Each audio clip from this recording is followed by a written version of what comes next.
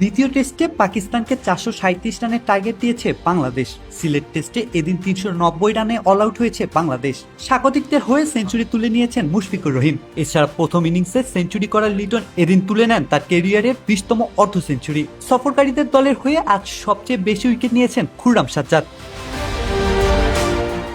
এর আগে 156 রানের লিড নিয়ে তৃতীয় দিন শুরু করে বাংলাদেশ দলের দুই ব্যাটার নাজমুল হোসেন শান্ত ও মুশফিকুর রহিম। তবে ব্যাটিং করতে নেমে ভালো সূচনা করতে পারেনি স্বাগতিকরা।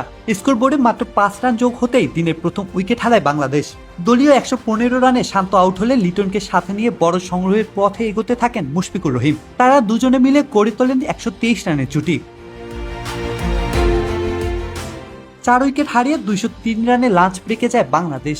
মধ্যবয়স থেকে ফিরে ক্যারিয়ারের 20তম 50 তুলে নেন লিটন কুমার দাস। তার অর্ধশতকের পরপরই 30তম হাফ সেঞ্চুরি করেন মিস্টার ডিপেন্ডেবল। তারা দুজনেই এগোতে থাকেন সেঞ্চুরির দিকে। তবে ব্যক্তিগত 69 রানে হাসান আলীর করা একটি বলে শাকিলের কাছে তালুবন্দী হতে হয় তাকে। লিটন আউট হলে স্কোরবোর্ডে আর মাত্র 34 রান যোগ হতেই দিনের ষষ্ঠ উইকেট হারায় স্বাগতিকরা।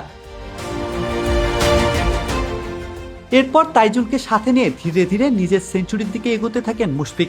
মাত্র 179 বলে ক্যারিয়ারের 14তম শতক তুলে নেন তিনি। এরপর আর কোনো ব্যাটার উইকেটে তাকে যোগ্য সঙ্গ দিতে না পারলে টাইগার দলের সর্বশেষ উইকেট হিসেবে 137 রানে আউট হতে হয় তাকে। ফলে 390 রানে বাংলাদেশ অল আউট হলে 437 রানের বিশাল লক্ষ্য দাঁড়ায় পাকিস্তানের সামনে।